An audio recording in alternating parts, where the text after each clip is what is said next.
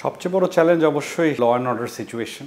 আমাদের কোনোভাবে এক্সপেক্ট করা উচিত না কোনো দিক দিয়ে যে একটা ইন্টারিম গভর্নমেন্টের সময় অর্থনীতি সামনের দিকে আগিয়ে যাবে। রাজনৈতিক স্থিতিশীলতাও তো একটা কনসার্ন। তারা কমপ্লিটলি ওরা বলতেছে যে তোমাদের ইলেকশন হোক, তারপরে আমরা আবার নতুন করে ব্যবসায়িক ডিসকাশনে এঙ্গেজ করব। এমনি আমরা দেখি যে এখন ব্যাংকগুলো বেশ সতর্ক। এটাকে বলি অলমোস্ট বাংলাদেশের মোর দেন 50% ব্যাংক এখন কোনো লোন দিতে অলমোস্ট অপারগ। স্বাগত সবাইকে স্টার নিউজের বিশেষ এই সাক্ষাৎকার আয়োজনে। আজ আমরা দেশের ব্যবসা বাণিজ্যের চ্যালেঞ্জ এবং বিনিয়োগ পরিস্থিতি নিয়ে আলোচনা করব। এই জন্য আমাদের সাথে আছেন Dhaka chamber of commerce and ইন্ডাস্ট্রির ডিসিসিআই এর সভাপতি তাসকিন আহমেদ। তিনি ইফাদ গ্রুপের ভাইস চেয়ারম্যান। স্বাগত আপনাকে। শুরুতেই জানতে চাচ্ছি আসলে এই মুহূর্তে যদি বলি দেশের ব্যবসা বাণিজ্য এবং বিনিয়োগের যে পরিস্থিতি, মানে এখানে চ্যালেঞ্জ কি দেখছেন? সবচেয়ে বড় চ্যালেঞ্জ অবশ্যই আমরা সব জায়গায় আপনারা শুনে থাকেন যে law and order situation, and তার থেকেও যেটা একটা দীর্ঘমেয়াদী প্রবলেম আমরা যেটা ফিল করি যে এনার্জি ক্রাইসিসটা একটা বড় মাথা ব্যথা হয়ে দাঁড়িয়েছে প্রাইভেট সেক্টরের জন্য। এবং তারপরে যদি বলি সেটা অবশ্যই ব্যাংকিং খাতের যে একটা করাপশন এবং একটা এভাবে একটা ডাউনফলটা আমাদের দীর্ঘমেয়াদী বহির্বিশ্বের সাথে ব্যবসা করার জন্য একটা বড় চ্যালেঞ্জ হয়ে দাঁড়াচ্ছে। সেক্ষেত্রে বিনিয়োগ পরিস্থিতির উন্নতি হচ্ছে কিনা, একটা ভিন্ন রাজনৈতিক প্রেক্ষাপটের মধ্যে দিয়ে আমরা যাচ্ছি না, সেটার কোনো অবকাশই নেই। There is no development or progress. বিনিয়োগ এই টাইমে কেউ হবে এটা যদি কেউ এক্সপেক্ট করেন, তারা আমি বলবো যে একটা ডিফারেন্ট জগৎ থেকে ওনারা কথা বলছেন। এই মুহূর্তে প্র্যাকটিক্যালি প্রত্যেকটা সেক্টরই কিন্তু এক্সিস্টেন্স নিয়েই কিন্তু ওনারা একটা ফাইটিং করছেন। সো বিনিয়োগ আমার মনে হয় না কোনোভাবেই কোনো সেক্টরেই সামনের দিকে আগাচ্ছে। সেক্ষেত্রে মানে আমরা রিসেন্ট টাইম দেখলাম যে ক্যাপিটাল মেশিনারিজ ইম্পোর্ট বাড়ছে। গত 3 মাসের বাংলাদেশ ব্যাংকের যে তথ্য, মানে যেটা একটা বিনিয়োগের ক্ষেত্রে ইতিবাচক ইন্ডিকেটর হিসেবে ধরা হয় আর কি। মানে যারা বড় বিনিয়োগকারী বা মাঝারি বিনিয়োগকারী, মানে তারা আসলে ব্যবসার এক্সপান্ড করছেন কিনা, বা কারণ এটার সাথে আমাদের কর্মসংস্থান জড়িত আর কি। একদম ট্রুলি এটা একটু ডাইলুসিভ কনফিউজিং একটা রিমার্ক। কারণ আমরা যেটা দেখেছি যে আমরা ক্লিয়ারলি বলছি there is absolutely no new investments. যতটুকু বাংলাদেশ ব্যাংকের ডিটেলে পাওয়া গেছে সেটা আপনারা যদি দেখেন যে র মেটেরিয়ালের ইম্পোর্টটা কিছু বেড়েছে। ক্যাপিটাল মেশিনারি নতুন বিজনেস, আপনি যদি বলেন যে এতগুলা 3000-এর উপরে গার্মেন্টস আছে, 10টা গার্মেন্টস একটা মেশিনারি এনেছে, probably that's for a replacement machinery, that can't be an expansion. আর আপনাদেরকে একটা বুঝতে হবে যে আমরা যখনই কোনো নাম্বারস শেয়ার করি, বিগত বছরের সাথে শেয়ার করি বা তার আগের বছরের সাথে শেয়ার করি, আমাদেরকে একটা জিনিস বুঝতে হবে যে সবাই কিন্তু একটা জিনিসটাকে কোয়ান্টিফাই করার চেষ্টা করে যে ইন্টারিম গভর্নমেন্টের সময় আমাদের ইকোনমি বা অর্থনীতি ভালো হলো বা খারাপ হলো। কিন্তু আমরা যেটা পরিষ্কারভাবে বলতে চাই যে দ্যাট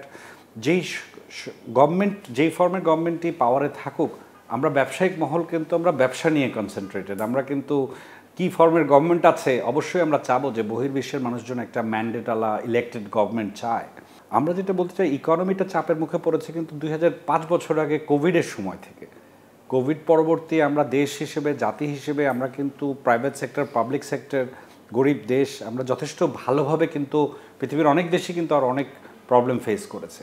কিন্তু আমরা জিনিসটাকে আরও বেটারভাবে করে 2021 সালে কিন্তু ইকোনমিটা বাউন্স ব্যাক করছিল। বাট আনফর্চুনেটলি 22-এ যখন গ্লোবাল একটা কনফ্লিক্ট লেগে রাশিয়া ইউক্রেন ওয়ার, সেখান থেকেই কিন্তু আমাদের energy crisis, dollar reserve going down প্রবলেমটা শুরু হয় এবং 2024-এ আরও তীব্রতর হয়।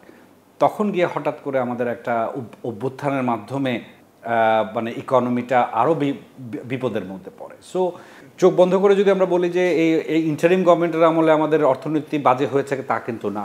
আর যেভাবে আমাদের অর্থনীতি কিন্তু এটা ওভারনাইট ভালোও হয়ে যায় না, ওভারনাইট খারাপও হয়ে যায় না।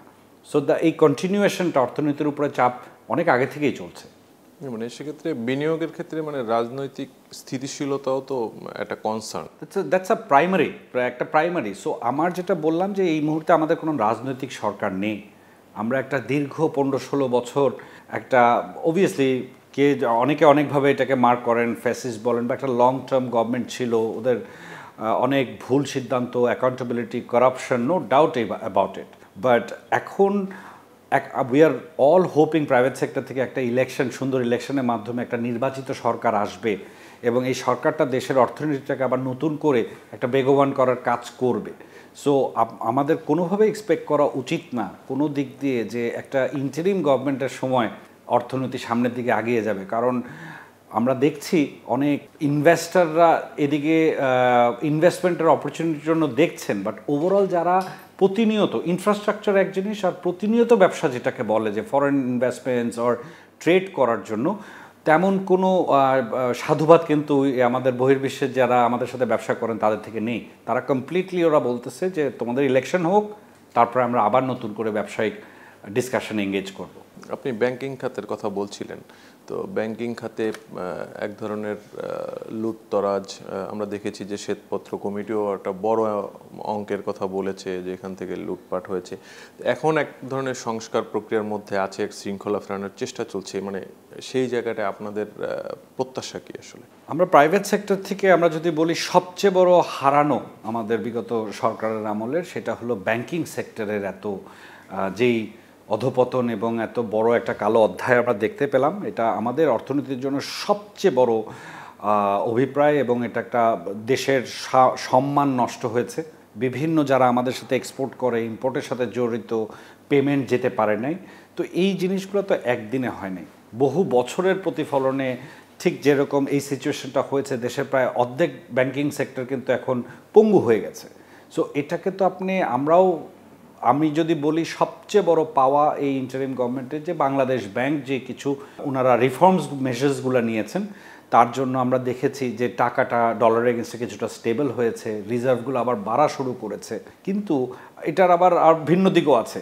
আপনার তো নতুন মেশিনারি ইম্পোর্ট হচ্ছে না, আপনাকে import, we are an import dependent একটা ইকোনমি।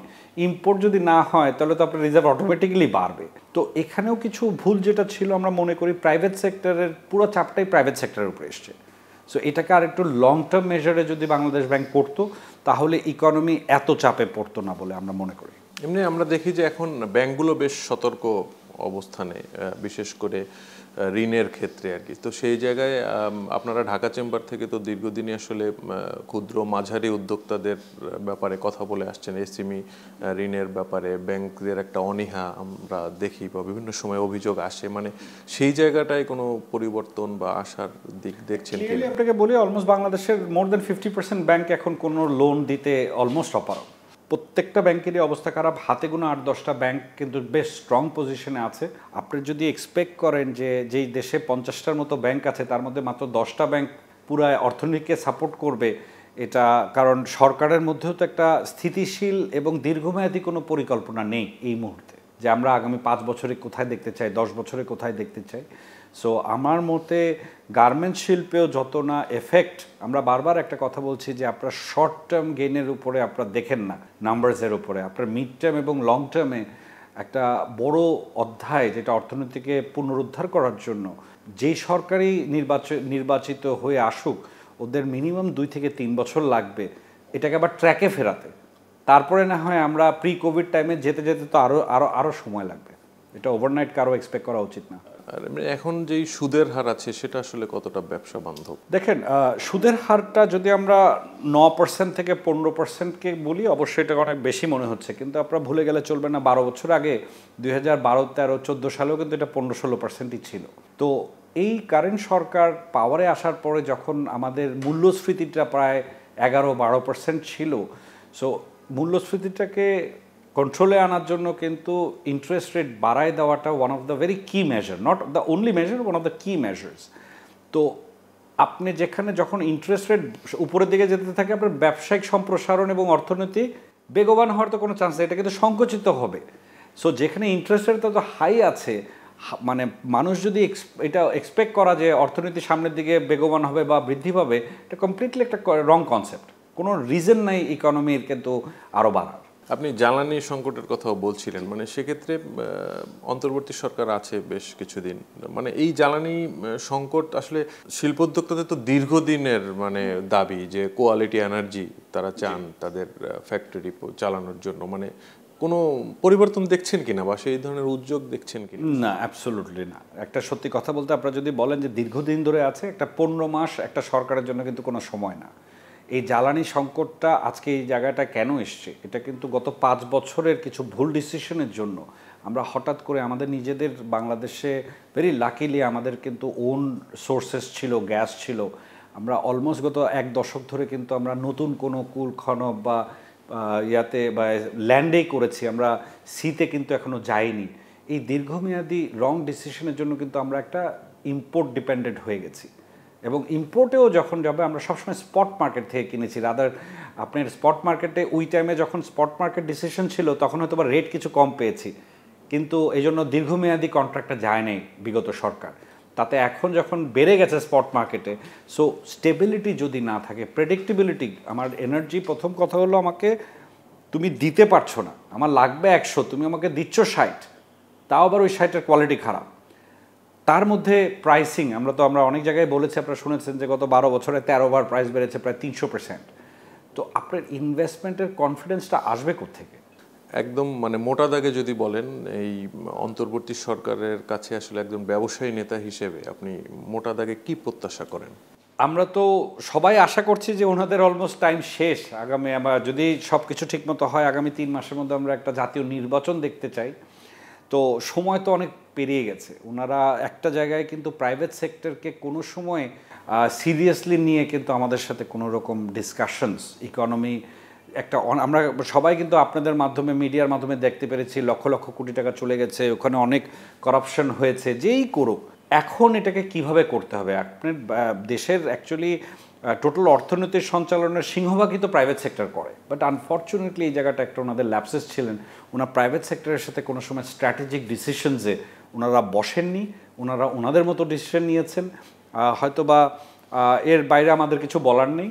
আমরা এই মুহূর্তে আমাদের শুধু একটা expectation towards this present government, that আপনারা kindly work towards a very good, একটা সুন্দর যাতে একটা নির্বাচন হয়, এবং নির্বাচিত একটা সরকারের কাছে পাওয়ার দিলে মানে হ্যান্ডওভারের পরে তখন আমরা একটা দীর্ঘমেয়াদী আবার বিজনেস কমিউনিটি আবার যাব মানে গভর্নমেন্টের কাছে গিয়ে আমাদের প্রবলেমস কীভাবে এটাকে সেটেল করা যায়। কারণ প্রবলেম তো শুধু ওটা ওনাদের না, আমাদেরও তো জন্য প্রবলেম। আমাদেরকে jointly public sector, private sector একসাথে কাজ করেই তো এই চ্যালেঞ্জেসগুলোকে আমাদের অ্যাড্রেস করতে হবে।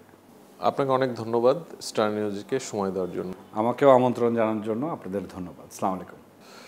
দর্শক, আজ এখানেই শেষ করছি। সবাই ভালো থাকবেন, সুস্থ থাকবেন। ধন্যবাদ সবাইকে।